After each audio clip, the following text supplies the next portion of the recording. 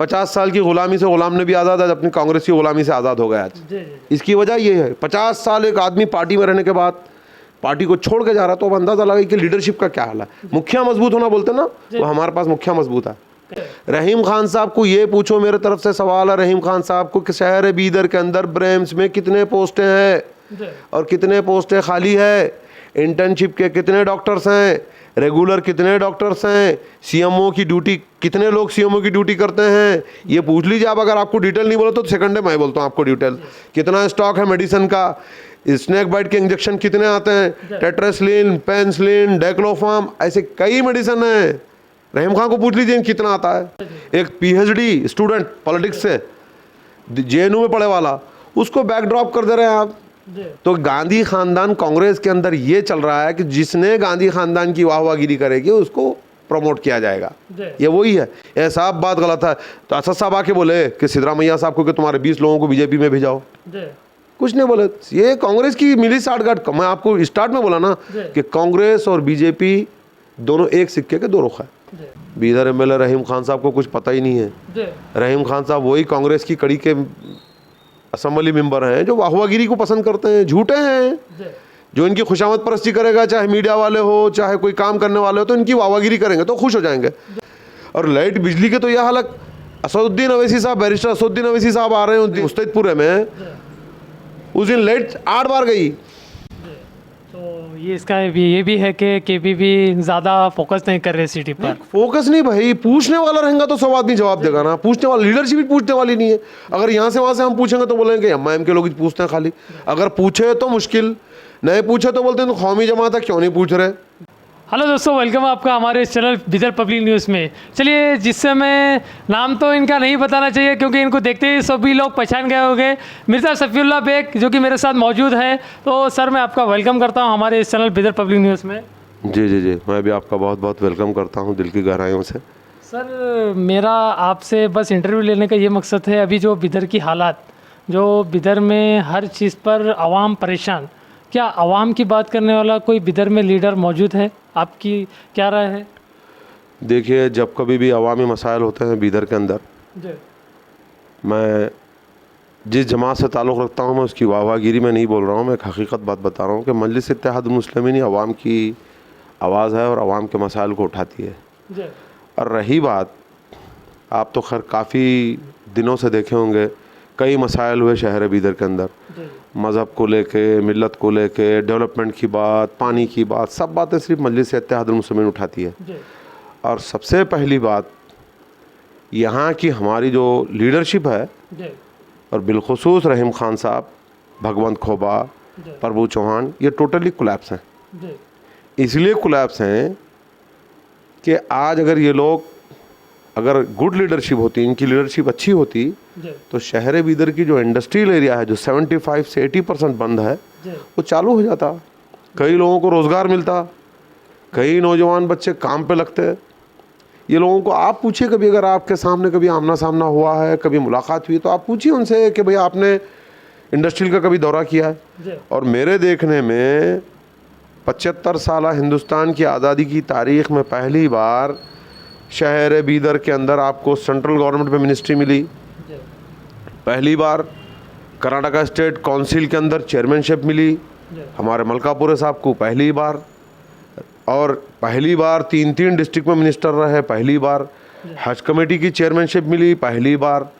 ऐसे कई मसाइल हैं, ये लोग चाहते नहीं काम करना।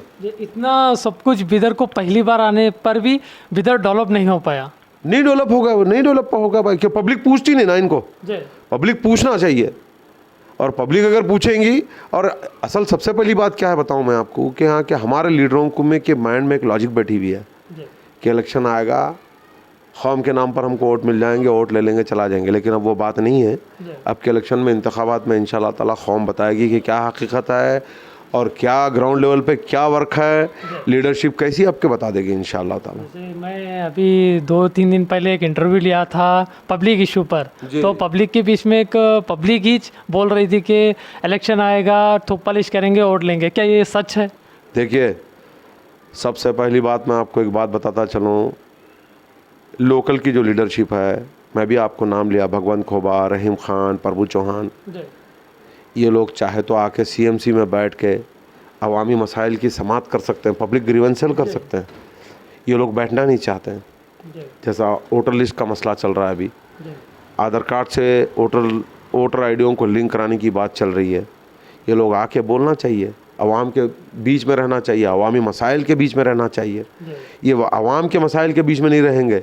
ये लोग सिर्फ क्या है कि आप जैसा कि बीजेपी के अंदर बीजेपी और कांग्रेस बोथ आर सेम, इनके पास ठेकेदारी चलती है और ठेकेदारी होगी, इलेक्शन आएगा, हम वोट ले लेंगे, चला जाएंगे, यही माइंड में बैठी हुई। लेकिन अब वो बात नहीं है। अभी आपके इलेक्शन इंतखाबात में पता चलेगा कि हकीकत क्या पता चलेगा। क्या आपकी पार्टी AIMIM JDS से टाई अप कर फिर से इलेक्शन यहाँ पर कंटेस्ट करेगी? देखिए, मैं क़ब्ल अज़ वक्त कोई बात बोलना मुनासिब नहीं समझता। हमारे कौमी सदर जनाब बैरिस्टर असदुद्दीन अवैसी साहब अगर इसका फ़ैसला करेंगे, उसके बाद हम लोग खुद आप तक हमारी बात को पहुँचा देंगे इंशाअल्लाह ताला। अगर बाई चांस आपके सदर जो है असदुद्दीन अवैसी साहब वो JDS से फिर से टाई अप कर गठबंधन की सरकार बनाने के लिए आ जाते हैं, तो क्या आप इस पर मंजूर होकर इलेक्शन लड़ेंगे? नहीं, सदर साहब का फैसला होगा पार्टी में। मैं आपको सबसे पहली बात एक बात बताता चलूँ, हमारी जो पार्टी है अल्हम्दुलिल्लाह, हमारी पार्टी का जो हमारा लीडर है बहुत मजबूत है। भले ही पार्टी ना फैली हो, पार्टी के मेंबर्स कम हो, यार एक अलग बात है, लेकिन हमारे पास पार्टी का जो लीडर है माशाल्लाह बहुत लिटरेट और बहुत मजबूत है। आज आप कांग्रेस की मिसाल देख लें, कांग्रेस पार्टी बहुत बढ़िया है, लेकिन कांग्रेस पार्टी की लीडरशिप नहीं है। जो जिसका नतीजा आप देख रहे हैं आज, 50 साल की गुलामी से गुलाम नबी आज़ाद आज अपनी कांग्रेस की गुलामी से आज़ाद हो गया आज। इसकी वजह ये है, 50 साल एक आदमी पार्टी में रहने के बाद पार्टी को छोड़ के जा रहा, तो अब अंदाज़ा लगा कि लीडरशिप का क्या हाल है। मुखिया मजबूत होना बोलते ना, तो हमारे पास मुखिया मजबूत है अल्हम्दुलिल्लाह। कहीं ऐसे भी देखा जाता है जो 2019 का इलेक्शन हुआ था, वो इलेक्शन के बाद पब्लिक के बीच में एक मैसेज गया था कि बैरिस्टर असदुद्दीन अवैसी JDS के साथ मिलकर JDS की सरकार बनाए थे।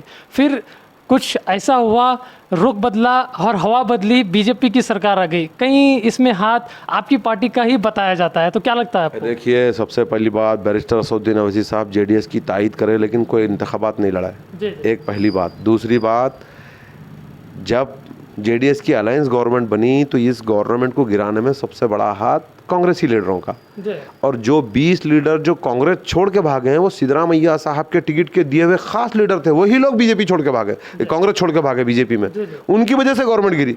बैरिस्टर असदुद्दीन अवैसी साहब तो आके नहीं बोले कि तुम 20 लोग छोड़ के जाओ, JDS से कांग्रेस से छोड़ के बीजेपी से मिलो, तो नहीं बोले। ये कांग्रेस की हमेशा यही चाल रही। इसीलिए आज पंजाब का हाल देखिए ना आप, पंजाब में सिद्धू को ऐसे ही, सिद्धू की बात सुन सुन के पंजाब में कांग्रेस का सफाया हो गया सिद्धू की चक्कर में। और एक मैं आपको छोटी मिसाल देता हूँ, ये लोग जो बोलते हैं बीजेपी से मिले हुए हैं, आप सोचिए, इन्हों गुजरात के एक कम्युनिस्ट लीडर को, जगदीश मेवानी को कांग्रेस पार्टी में शामिल कर लिए। एक पॉलिटिकल PhD का स्टूडेंट कन्हैया कुमार को कांग्रेस में शामिल कर लिए। इन दोनों को कांग्रेस में शामिल करने के बाद इमरान प्रतापगढ़ी को अब राज्यसभा का मेंबर बना। इमरान प्रतापगढ़ी राज्यसभा का मेंबर बनने के बाद अवामी मसाइल क्या जानता है इमरान प्रतापगढ़ी? कन्हैया कुमार के मुकाबले में इमरान प्रतापगढ़ी की क्या हैसियत है आप बताइए। एक PhD स्टूडेंट पॉलिटिक्स से JNU में पढ़े वाला, उसको बैकड्रॉप कर दे रहे हैं आप। तो गांधी खानदान कांग्रेस के अंदर ये चल रहा है कि जिसने गांधी खानदान की वाहवागिरी करेगी उसको प्रमोट किया जाएगा। ये वही है, ये साहब बात गलत है।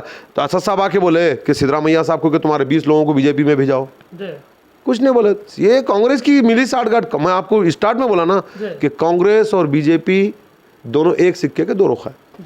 चलिए, हम स्टेट से सीधा हमारे सिटी बिदर में आ जाते हैं। बिदर में जो ब्रिम्स हॉस्पिटल है, ब्रिम्स हॉस्पिटल की हालत आपके सामने, जो कि कभी कभार कई ऐसे बिदर के लोग हैं ब्लड के लिए रातों रात फिरते हैं। क्या ब्रिम्स हॉस्पिटल में ब्लड कम पड़ने की वजह क्या बताएंगे आप? देखिए, ब्रिम्स हॉस्पिटल के अंदर ब्लड की कमी नहीं है, आपकी इत्तला के लिए, क्योंकि हम लोग भी जाते आते रहते हैं। स्टाफ से हमारे बहुत अच्छे ताल्लुकात हैं, स्टाफ हमको बहुत अच्छा कोऑपरेशन करता है। जैसा हमारे लीडर्स हैं MIM के, हमारे अब्दुल अजीज़ मुन्ना साहब district president, Hafeez Qureshi youth vice president, हमारे सिज्जू लाला डिस्ट्रिक्ट यूथ प्रेसिडेंट, और हमारे जमील, ऐसे कई लोग हैं जो हमारा राब्ता बहुत अच्छा है यहाँ के ब्रिम्स हॉस्पिटल के अंदर। लेकिन वजह क्या है, मैं आपको एक बात बताऊं कि ब्रिम्स हॉस्पिटल के अंदर एडमिनिस्ट्रेशन टोटली फेल है। इसकी वजह यह है, आखिरी में बात घूम घूम के वहीं आती है, लीडरशिप फेल। ये लोग चाहते नहीं। आप रहीम खान को पूछिए, सवाल करिए तुमने कितने बार ब्रह्म्स का दौरा किया। भगवंत खोबा को पूछिए तुमने कितने बार ब्रह्म्स का दौरा किया। प्रभु चौहान को पूछिए आप कितने बार ब्रह्म्स का दौरा किए। रघुनाथ मलकापुर काउंसिल के चेयरमैन बन गए, स्पीकर बन गए, इनको पूछे तुमने कितने बार दौरा किए। आज वो डी ग्रेड के क्लास 3 के लोग बेचारे 4 महीने से स्ट्राइक पे बैठे, कोई विजिट करके जाके इनकी बात असेंबली में उठाए, इनकी बात पार्लियामेंट में उठाए, कि आप उनसे पूछिए। तो ये लोगों का जो मांग है वो पूरी नहीं हो रही है, इतने दिनों से वो लोग स्ट्राइक पे बैठे हैं। तो ब्रिम्स की जो गंदगी हो चुकी है, क्या उस गंदगी में हर जगह बिदर एमएलए रहीम खान साहब बोलते हैं कि ब्रिम्स मैं बनाया, इतने करोड़ लगाया, क्या ब्रिम्स के अंदर की हालत बिदर एमएलए रहीम खान साहब को नहीं दिख रही? बीदर एमएलए रहीम खान साहब को कुछ पता ही नहीं है। रहीम खान साहब वही कांग्रेस की कड़ी के असेंबली मेंबर हैं जो वाहवागिरी को पसंद करते हैं, झूठे हैं। जो इनकी खुशामद परस्ती करेगा, चाहे मीडिया वाले हो चाहे कोई काम करने वाले हो, तो इनकी वाहवागिरी करेंगे तो खुश हो जाएंगे। रहीम खान साहब को ये पूछो, मेरे तरफ से सवाल है रहीम खान साहब को कि शहर बीदर के अंदर ब्रह्म्स में कितने पोस्टें हैं और कितने पोस्टें खाली है, इंटर्नशिप के कितने डॉक्टर्स हैं, रेगुलर कितने डॉक्टर्स हैं, सीएमओ की ड्यूटी कितने लोग सीएमओ की ड्यूटी करते हैं, ये पूछ लीजिए आप। अगर आपको डिटेल नहीं बोला तो सेकंड डे मैं बोलता हूँ आपको डिटेल। कितना स्टॉक है मेडिसिन का, स्नेक बाइट के इंजेक्शन कितने आते हैं, टेट्रासिलिन, पेनिसिलिन, डेक्लोफार्म, ऐसे कई मेडिसिन है। रहीम खान को पूछ लीजिए कितना आता है। अगर वो आप जवाब दे घूटने तो मैं जवाब देता हूँ आपको। चलिए, आपकी पार्टी को लेकर ही बिदर में बहुत सी बातें चल रही थी। एक जो आपकी पार्टी के मेंबर थे वो छोड़ दिए, उसके बाद बोला गया कि रीट की हड्डी थी, वो उसकी हड्डी थी, मगर लोगों के बीच में से मैसेज आया कि AIMIM बिदर से मिट चुकी है। तो क्या लगता है आपको, ये सच है? देखो, मैं आपको अभी बोला ना, मैं हिंदुस्तान के अंदर कांग्रेस 55 साल हुकूमत करने के बाद आज कांग्रेस का हाशिया देख रहे हैं आप? क्या हाशिया है? अभी बोला ना मैं कि 50 साल की गुलामी के बाद गुलाम नबी आज़ाद कांग्रेस की गुलामी से आज़ाद हो गए। जमहूरियत है, हर आदमी आता है जाता है, नीच ऊंच सबको लगी हुई है। किसी के आने से किसी का खात्मा नहीं होता, किसी के जाने से किसी का खात्मा नहीं होता। ये सब बनी बनाई बातें हैं। इंशाल्लाह बिल्कुल अनकरीब में हमारी बैरिस्टर असदुद्दीन अवीसी साहब हमारे कौमी सदर से बातचीत हुई है। एक बीदर बहुत बड़ा प्रोग्राम होने वाला है और बिल्कुल अनकरीब 1 हफ्ते के अंदर हमारी पार्टी के पूरे जो जिम्मेदारियां उसको डिक्लेयर कर दिया जाएगा। अब्दुल अजीज़ मुन्ना साहब डिक्लेयर करेंगे। इंशाल्लाह सारी चीज़ें आपके सामने हैं, पूरे क्लियर हो जाएगी, बोलने की ज़रूरत नहीं है। मैं किसी के बारे में गलत सलत बोला नहीं, एक इतनी बात बोलूँगा, जमहूरियत है, हर किसी को हक़ है, कोई कहीं जा सकता है, कोई कहीं आ सकता है, इसमें कोई रोक टोक नहीं है। तो जैसे अभी बिदर में 10 खंबे पड़े गए हैं जो हाई मार्क्स के नाम से जाने जाते हैं, 120 लाख के खंबे बिदर में लगाए गए हैं, तो क्या लगता है आपको ये खंबे सही है? देखिए, खंबे लगाए हैं, लाइट लगाए हैं, बहुत अच्छी बात है। पहली बात तो रहीम खान साहब के लास्ट टाइम पे कटआउट लगे थे, इनको लाख और करोड़ 100 करोड़ का कोई फ़र्क ही नहीं पता है। जहाँ पे 10 लाख हैं वहाँ पे 100 करोड़ का कटआउट लगाते हैं और इनको ये नहीं पता कि कौन से फंड में है, कौन से फंड का कटआउट लग रहा है, वो तक नहीं पता रहता है इनको। बस ऐसे ही है, चल रहा है। और सबसे पहली बात, रहीम खान साहब को अगर माइनॉरिटीज़ से, अक़लियतों से मोहब्बत है, आप माइनॉरिटी ऑफिस का दौरा करिए। एक गरीब आदमी अगर माइनॉरिटी स्कॉलरशिप भरता है तो उसको जाने के और आने के 100 रुपये लगते हैं, 200 रुपये लगते हैं। आपको इतनी मोहब्बत है माइनॉरिटी से, मुसलमानों से, माइनॉरिटीज़ के अंदर 6 जातें आती है, 6 कास्ट आती है माइनॉरिटी के अंदर। उन लोगों को कितनी तकलीफ है, आप ला के ओल्ड सिटी में शिफ्ट कराइए, DC ऑफिस में शिफ्ट कराइए। जो पहले जहाँ पर थी वहाँ से हटाकर जहाँ पर अब डाला गया है, तो वो ऑफिस किसी को पता नहीं है, तो लोग कॉल करके पूछते हैं कि ये ऑफिस है कहाँ। तो क्या लगता है आपको, जो मैलूर में माइनॉरिटी ऑफिस थी उसको हटाकर सही किया गया है या गलत? उसको जो यहाँ पर डेवलप किया गया है जो रिंग रोड पर, तो वो सही किया गया है या गलत? देखिए, रिंग रोड पर भी लाई गई एक बहुत बड़ी ट्रांसपेरेंसी है। ला के ख़ास करके माइनॉरिटी ऑफिस में जितने घोटाले हैं, बोकस स्कॉलरशिपों के, सब पूरी लीडरशिप इन्वॉल्व है। मैलूर में रहना भी माइनॉरिटी ऑफिस गलत, नीचे गुरुद्वारे के पास रहना भी गलत। मेरा हुकूमत कर्नाटका से ये मुतालबा, MLA रहीम खान, भगवंत खोबा, इंचार्ज मिनिस्टर, काउंसिल के चेयरमैन, सबसे मेरा ये मुतालबा है कि अगर आपको माइनॉरिटियों से मोहब्बत है तो आप माइनॉरिटी ऑफिस बीदर में ओल्ड सिटी में ला के कहीं बिल्डिंग में किराए पे दे दीजिए, ताकि ओल्ड सिटी का ज़्यादातर तबका ओल्ड सिटी से ताल्लुक़ रखता है माइनॉरिटी का, इनको सहूलतें पहुँचेगी। बेचारा गरीब माँ बाप बच्चों को लेके 100 रुपये जाने के, 100 रुपये आने के ऑटो नहीं मिलता, कई लोग पैदल आते हैं, मैं देखा हूँ वहाँ पे।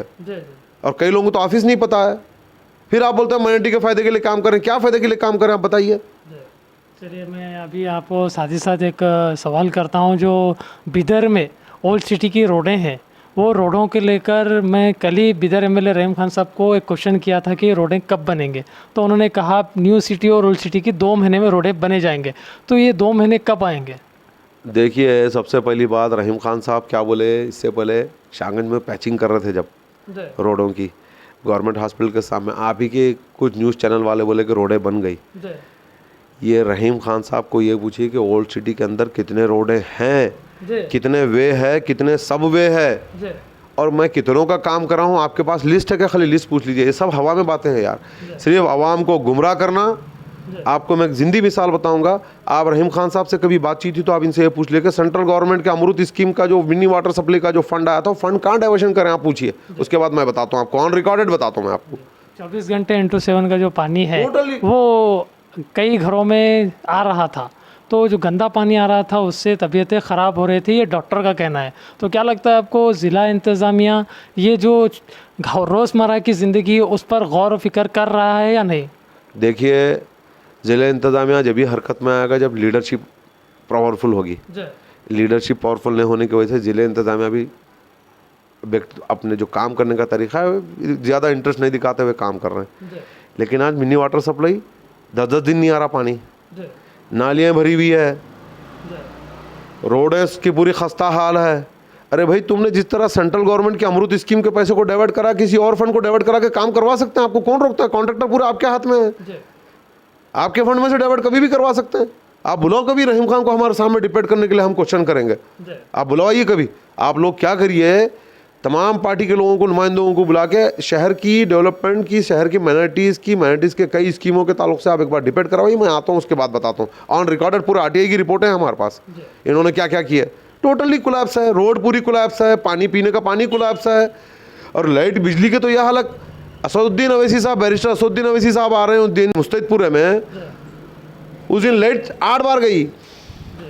तो ये इसका ये भी है कि केपीपी ज़्यादा फोकस नहीं कर रहे सिटी पर। फोकस नहीं भाई, पूछने वाला रहेगा तो 100 आदमी जवाब देगा ना। पूछने वाला, लीडरशिप भी पूछने वाली नहीं है।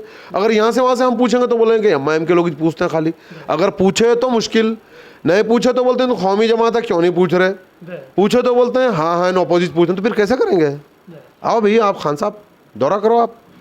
तो अभी साथ ही साथ बिदर के जो स्टूडेंट है, बिदर के स्टूडेंट में एक अफरा तफरी मची हुई है कि कई दिनों से उनकी स्कॉलरशिप नहीं आ रही है। तो क्या लगता है आपको, स्कॉलरशिप आ रही है या नहीं आ रही है? देखो, स्कॉलरशिप के ताल्लुक से जहाँ तक है, यकीनन पूरा स्टूडेंट तकलीफ में है। और मैं रहीम खान साहब से ये पूछना चाहता हूँ कि आपने कभी स्कॉलरशिप के बारे में असेंबली में आवाज़ उठाए? स्कॉलरशिप स्टूडेंटों को कम मिल रही है, स्कूल के जिम्मेदारों को ज़्यादा उठा रहे हैं। ये लोग खा रहे हैं स्कॉलरशिप, 100-100 रुपये चार्ज कर रहे हैं। अरे भाई, तुम, मेरा बोलना यही बात है, घूम घाम के वहीं आती है कि भाई आप आएँ, डीडीपीआई को बुलाएं, बुला के पब्लिक के, स्कूल के, सोसाइटीज़ के जिम्मेदारों को बुलाएं, बुला के डिस्कशन करें। रहीम खान को टाइम ही नहीं है, इलेक्शन में टाइम मिलता खाली वोट मांगने के लिए। आज तकलीफ में किसी को टाइम नहीं मिलता, पूछना नहीं किसको मिली किसको नहीं मिली। बोगस स्कॉलरशिप वाले पूरे लोग बोगस स्कॉलरशिप उठा रहे हैं। अभी जो सीएमसी जो इलेक्शन हुआ, इलेक्शन होकर 1 साल 6 महीने के करीब चल रहा है, मगर अभी तक कोई नुमाइंदे अपनी सीट पर नहीं बैठे हैं। जो वार्ड में जाओ, इलेक्शन हो गया मगर कोई काउंसलर आकर नहीं देख रहे बोले जा रहा है। तो क्या लगता है आपको, जब तक चेयरमैन नहीं बनेगा, जब तक ये लोग बॉडी पर नहीं आएंगे? इसका जिम्मेदार सिर्फ और सिर्फ रहीम खान साहब है। अगर आप चेयरमैन बनाएं या बॉडी को फॉर्म करें या ना करें, लेकिन आपका काम बनता है कि डिस्ट्रिक्ट एडमिनिस्ट्रेटर डिप्टी कमिश्नर है, आप कम से कम एरिया के आवाम के लोगों को बुला के डीसी ऑफिस में पब्लिक मीटिंग रिवेंसल कर सकते हैं। नहीं करेंगे ये लोग। रहीम खान चाहते ही नहीं। मैं समझता हूँ शहर बीदर की आज़ादी की तारीख में आरएसएस का कोई सबसे मुसलमान चाहता लीडर हो तो रहीम खान है। हमारे को फ़ायदा पहुँचाने की तवक्को नहीं है। अगर इन्हों अभी 5 साल रहेंगे तो हमको आरएसएस की ज़रूरत ही नहीं पड़ेगी, ये काम पूरा कर डालेंगे रहीम खान। और इन्हों, मैं आपको बोल दे रहा हूँ, असेंबली इलेक्शन तक कोई बॉडी नहीं बनाएंगे रहीम खान साहब जी। तो अब जितने वार्ड है वो वार्ड वैसे ही रहेंगे जब तक असेंबली इलेक्शन नहीं होगा। इन्हों चाहते ही ये एन असेंबली इलेक्शन के सामने क्रेडिट लेने के लिए आएंगे, कुछ थोड़ा बहुत फंड ला के मैं वो करा दिया, मैं ये करा दिया। काम 5 रुपये का करेंगे, 500 रुपये की पब्लिसिटी करते हैं लोग। इनका वही है मोनो असल में। और इन्हों नहीं करते, ये जानबूझ के, और जानबूझ के रहीम खान को मुसलमानों से बहुत एलर्जी है और माइनॉरिटीज से एलर्जी है। आप बताइए, शहर है बीदर के अंदर कोई किसी कॉन्ट्रैक्टर को स्टैंड किए नो, किसी और अच्छे स्टैंडर्ड आदमी को स्टैंड किए, किसी सोसाइटी को स्टैंड किए, बताइए आप। तो अभी मैं साथ ही साथ आपको यही पूछना चाहता हूँ, चलिए यहाँ पर जो बिदर एमएलए है उनके साथ ही साथ आपकी एआईएमआईएम पार्टी क्या बिदर में कैंडिडेट देगी? मैं बोला ना आपको कि इंशाल्लाह वक्त के ऊपर हमारे बैरिस्टर साहब डिक्लेयर करेंगे, उसके बाद हम लोग खुद आपको इत्तला दे देंगे। पब्लिक के ज़रिए से एक मैसेज आता है कि एमआईएम बिदर सिटी से सीट नहीं देगी, साउथ से देगी, क्योंकि यहाँ पर मुस्लिम कैंडिडेट है, उसको हराने के लिए नहीं देगी। तो क्या लगता है आपको? देखिए, साउथ हो, नॉर्थ हो, कर्नाटक का स्टेट हो, जब सदर साहब डिक्लेयर करेंगे तो पूरे कर्नाटक स्टेट के सीटों का डिक्लेयर करेंगे, आपके सामने खुद ब खुद बात आ जाएगी। मैं हमारे हाईकमान से कोई विदाउट इन्फॉर्मेशन के मैं आपको झूठी इन्फॉर्मेशन देना मुनासिब नहीं समझता हूँ। अभी आपकी जो नई बॉडी बनी है एआईएमआईएम की, तो वो कब तक पब्लिक के बीच में आएगी? नहीं, इंशाल्लाह 1 हफ्ते के अंदर पूरा आपके सामने पूरा डिक्लेयर हो जाएगा, सारी बातें मालूम हो जाएगी, जिम्मेदारी किसको किसको दी पूरा पता चल जाएगा इंशाल्लाह। यहाँ पर अभी आपने जितने सिटी के डेवलपमेंट के ऊपर और नौजवानों की जॉब के ऊपर और माइनॉरिटी डिपार्टमेंट के ऊपर और ब्रिम्स के ऊपर हर किसी के ऊपर सुना है, मगर बात एक ही जगह आकर ठहरती है, बिदर एमएलए रहीम खान साहब ने किया क्या है? इतना जो बजट आया है वो डेवलपमेंट कहाँ गया? किसके ज़रिए से बताया गया है ये डेवलपमेंट? हर मीडिया चैनल पर बताया जाता है मैंने ये किया, मैंने वो किया, मगर कहाँ है? आवाम पूछती है ये डेवलपमेंट कहाँ है? क्या लगता है आपको, ये जितने हमने बातें आपके सामने लाई है, क्या यह आपकी राय में कैसा है और आपकी क्या राय है? कमेंट सेक्शन में ज़रूर बताएं। मैं रिपोर्टर फयाज, कैमरामैन मोहसिन अंसारी के साथ।